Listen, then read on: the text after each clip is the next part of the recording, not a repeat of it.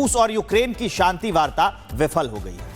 पूरी दुनिया की नजर इस वार्ता पर थी, लेकिन तुर्की के इस्तांबुल में हुई यह वार्ता 1 घंटे भी नहीं चल पाई। आगे रूस और यूक्रेन क्या फैसला लेते हैं, अब इस पर सबकी निगाहें टिकी हुई हैं। एक रिपोर्ट दिखाते हैं।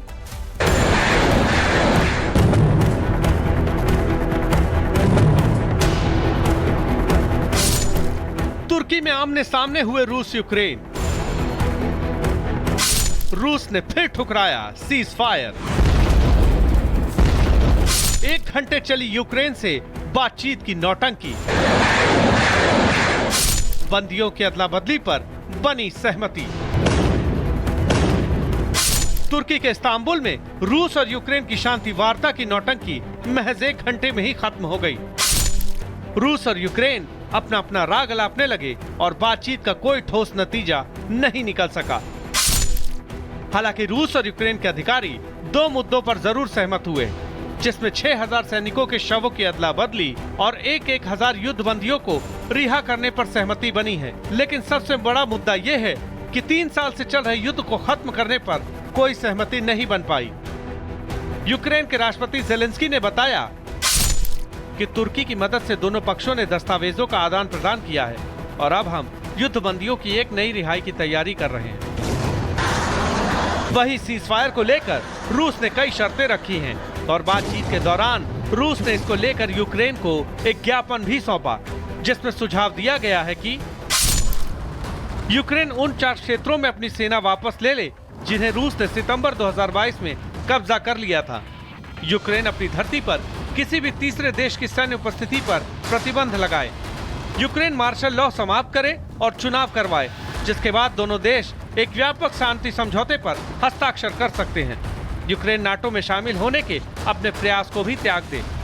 यूक्रेन अपने सशस्त्र बलों के आकार पर सीमा निर्धारित करे और यूक्रेनी भाषा के समान रूसी भाषा को देश की आधिकारिक भाषा के रूप में मान्यता दे। हालांकि यूक्रेन ने रूस की इस मांग को नकार दिया है। ऐसे में दोनों देशों के बीच सीज फायर की बची खुची उम्मीद भी खत्म हो गई है। करीब 3 साल से चल रहे इस युद्ध में अब तक कई दौर की वार्ताएं हो चुकी हैं, लेकिन किसी स्थायी समाधान की उम्मीदें कमजोर नजर आई हैं। अमेरिका समेत कई पश्चिमी देश रूस और यूक्रेन के बीच सीज फायर की अपील कर चुके हैं, लेकिन अब तक रूस ने इस पर सहमति नहीं दी, जबकि यूक्रेन सीज फायर के लिए तैयार था। दुनिया को उम्मीद थी कि शायद इस्तांबुल में शांति वार्ता से कोई रास्ता निकलेगा, लेकिन ये बातचीत 1 घंटे से भी कम समय में खत्म हो गई। अमेरिका और नेटो जहां युद्ध रोकने की कोशिशों में लगे हैं, वहीं जमीन पर हालात और बिगड़ते जा रहे हैं। यूक्रेन ने रूसी एयरबेस पर जबरदस्त हमला कर अपनी सैन्य ताकत का परिचय तो दिया और रूस ने जवाब में अब तक का सबसे बड़ा ड्रोन हमला कर डाला। दोनों देशों के बीच करीब 1000 लंबी सीमा पर लगातार झड़प हो रही है। आम नागरिकों का जीवन युद्ध की भेंट चढ़ रहा है और कहीं से भी राहत के संकेत नहीं मिल रहे।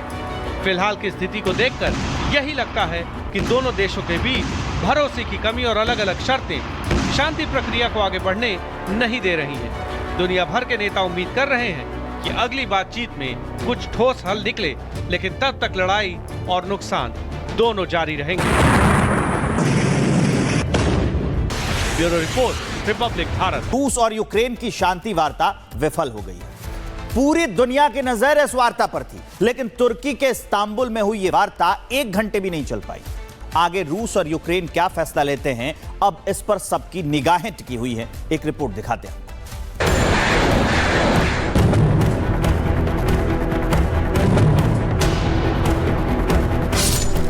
तुर्की में आमने सामने हुए रूस यूक्रेन।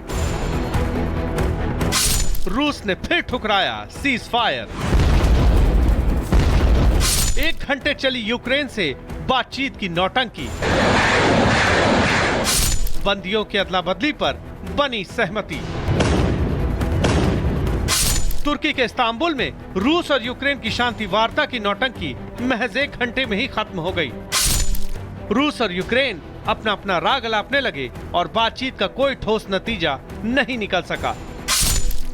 हालांकि रूस और यूक्रेन के अधिकारी 2 मुद्दों पर जरूर सहमत हुए, जिसमें 6000 सैनिकों के शवों की अदला बदली और 1,000 युद्ध बंदियों को रिहा करने पर सहमति बनी है। लेकिन सबसे बड़ा मुद्दा ये है कि 3 साल से चल रहे युद्ध को खत्म करने पर कोई सहमति नहीं बन पाई।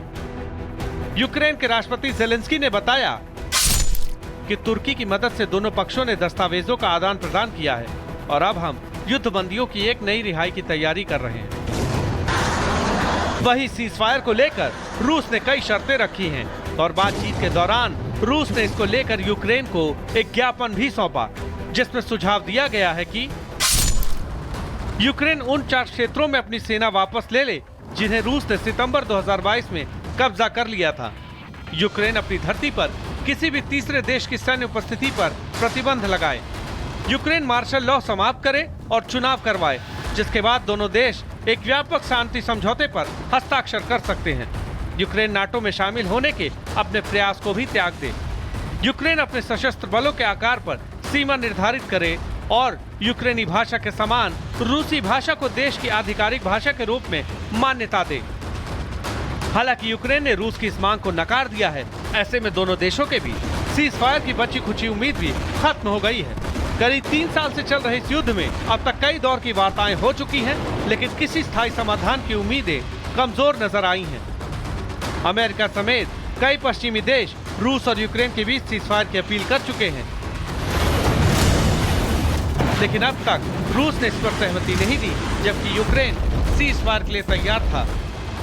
दुनिया को उम्मीद थी कि शायद इस्तांबुल में शांति वार्ता से कोई रास्ता निकलेगा, लेकिन ये बातचीत 1 घंटे से भी कम समय में खत्म हो गई। अमेरिका और नेटो जहां युद्ध रोकने की कोशिशों में लगे हैं, वहीं जमीन पर हालात और बिगड़ते जा रहे हैं।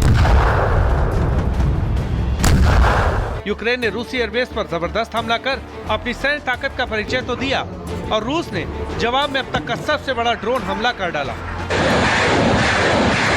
दोनों देशों के बीच करीब 1000 लंबी सीमा पर लगातार झड़प हो रही है। आम नागरिकों का जीवन युद्ध की भेंट चढ़ रहा है और कहीं से भी राहत के संकेत नहीं मिल रहे। फिलहाल की स्थिति को देखकर यही लगता है कि दोनों देशों के बीच भरोसे की कमी और अलग अलग शर्तें शांति प्रक्रिया को आगे बढ़ने नहीं दे रही हैं। दुनिया भर के नेता उम्मीद कर रहे हैं कि अगली बातचीत में कुछ ठोस हल निकले, लेकिन तब तक लड़ाई और नुकसान दोनों जारी रहेंगे। Bureau report, Republic Bharat.